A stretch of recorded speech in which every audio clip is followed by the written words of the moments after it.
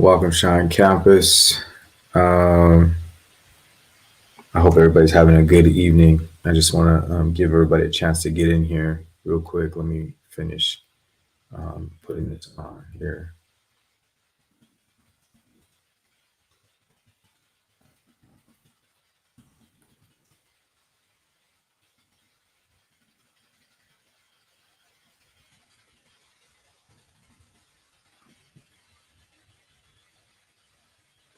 All right. Today we are going over something that I think it happens frequent in relationships. I think we get to a point where for different reasons, and probably the most common one would be like infidelity, right? But for different reasons, we don't have trust in our relationship, and the question becomes, if I grow or I have trust issues, and sometimes that might look like different things, but if I have trust issues, how do I get to a point where my trust issues don't prevent me from being in a relationship or being in the relationship that I'm in, right? Like how do I get to a point of changing that? And I think that it's important. A few things are important that I'm going to give you today. The first thing that I think is important is when you have trust issues, don't make a villain out of your trust issues. As much as society will do that, as much as that's a buzzword, like you have trust issues, is a concept where somebody is basically trying to criticize you. As much as that's a thing, don't let that idea take you away from something that's really important, which is that's your body's way of saying, hey, be careful. We've seen this before, or we've been here before, or it reminds me of something. That's your body's way of speaking to you. And so for us to turn it into the villain, or for us to say like somehow it's a bad thing, it probably is more hurtful for us to turn it into a bad thing or uh, something wrong uh, than anything else. And so that's the first thing is I don't want you to turn your trust issues into a villain. I want you to make sure that you know that your trust issues are alarming you and wanting you to be careful because it doesn't want to get hurt again. Okay. And so now, just because our body has an alarm doesn't necessarily mean that that is what we're going to go with. Feelings don't always represent something that says, hey, you know what, you need to go this way. Instead, sometimes they just represent look into what's going on and let's do the work that it takes to get to a different spot. Okay, so if we're able to do that, the second thing that I want you to understand is about people. So for us to say, hey, go ahead and start trusting everybody because they're going to all, if you give them trust, and they're going to do what you need them to do, that wouldn't be fair because people are what they are. People will do what they do. People will do the things that mean I was hurt, so I'm going to hurt somebody else. So it's not usually a personal thing, as much as it feels personal, as much as we could take it personal. I hear a lot of people saying, like, if somebody's hurt you, then that's who they are. And all of that, I guess, is maybe up for debate, but it really doesn't matter. The truth is that hurt people will hurt other people. And so that is out there. If you try to run away from that being inside the picture, then it takes a lot. So the goal is that if there are hurt people, that those people are working on themselves. But we need to know that there's two things that happen at once. One is um, people are unpredictable. We don't know how they will always interact. There's a lot of times there's a shock value when somebody finds out there's betrayal in a relationship or that a person is a certain way because you don't usually get with somebody because you expected them to be the wrong person or do the wrong things. So there's a shock value. So there's some unpredictability to people. And then the flip side is we also need each other at the same time. So we need to be able to understand there's like this push pull scenario that goes on.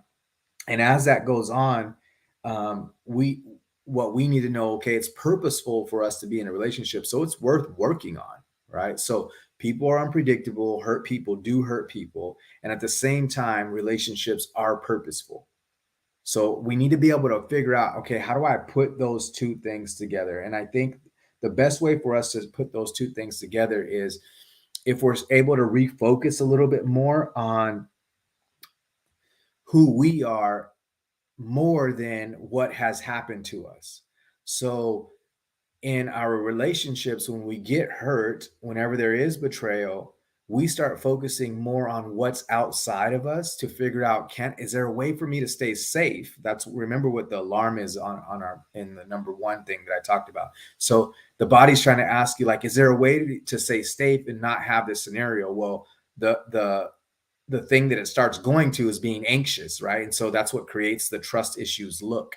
So we're worried about, man, if I'm not anxious, if I don't say something, if I don't check on things, like something's going to happen without me knowing. And in that circumstance, you are building an anxious environment around you. You're creating a separation. You're doing the things that you don't even really want to be a part of. And that's a lot of times where the question comes up, like, how do I get rid? I don't even want these trust issues. Never mind what my partner is doing. I just don't want these trust issues. Well, if you can have a focus more on who you are, then it helps to start reducing the sense of what somebody else is doing. But you have to be able to change that over in your mind and say, look, not only do I know who I am, but I also know that I'm capable of dealing with the hardship. I already have dealt with the hardship. In fact, I wouldn't even be able to think about it if the hardship didn't already kill me. Right. So the body's worried about you dying. That's the body's goal, is keep you alive. Right.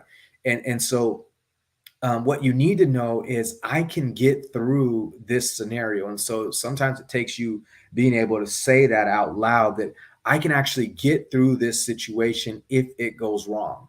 I can get through this situation when it goes well. Either way, I'm able to get through to the next scenario. And so this is more of an awareness about who you are and what you're capable of doing than what somebody else is capable of doing, or what the outcome will be if you don't pay attention, right?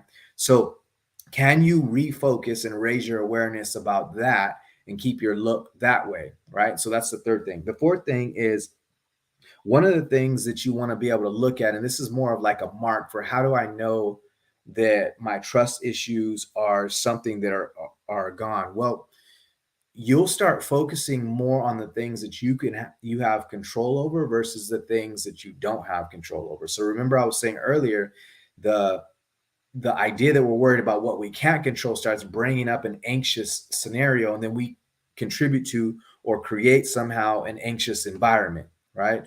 Well, if we're able to turn that focus around and we're able to say, look, instead of me focusing on what I can't control, I'm going to focus on what I can control.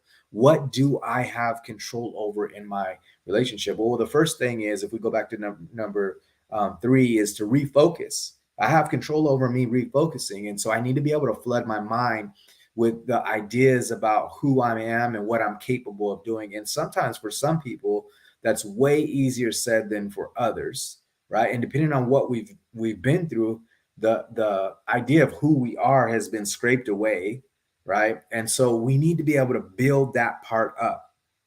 Can I start focusing more on that in this situation and make sure that I'm building towards, okay, I can control what I see about myself and what I know about myself. And then how am I creating an environment that I want to be a part of?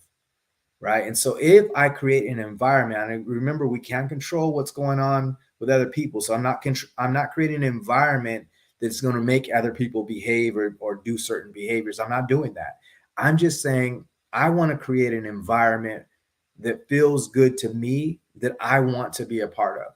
And I do have control over that scenario. If I'm able to start um, if I'm able to start creating that environment, that gives me the sense of control that I want. So as we're doing that, you're able to have this sense that even when there's the emotional pain of hurt, yes, that has happened, but it has nothing to do with me, right? And so I'm going to keep moving. And this is not saying that you won't feel the pain, or that it won't, that at some rate that there won't be something that says, man, I hate that sense that there's betrayal, or I hate that sense that I can't trust that in that moment, or I haven't been able to trust or have trustworthy scenarios, I know that's going to happen. But the way that that moves when you have peace in your heart is totally different, because you start trusting yourself being able to deal with the circumstance more than you are worried about somebody else being untrustworthy. Okay. And so those scenarios, as much as possible, will help us to be able to build differently on the issues of trust. Now, I don't want to try to act like there is something out there that's going to make somebody else trustworthy. But what keeps you in the not being able to trust focus is you trying to find the person who's trustworthy, or you looking for proof that somebody is trustworthy, or looking for proof that they're not trustworthy, right? The more that you do that, you're only causing the calamity in your heart, and you're the most important person in the world. If you're the most important person in the world, then what am I going to do? What are you going to do to start generating something interesting in your heart, or something in your heart that makes more focus on the things that you want to be part of, right?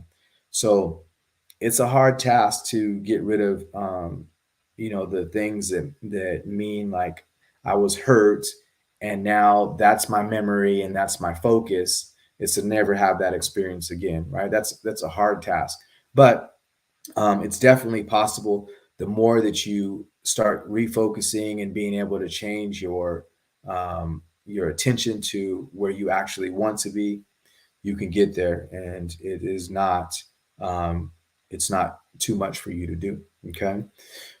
So for everybody who is watching, at the bottom, we have a scroll that's going on.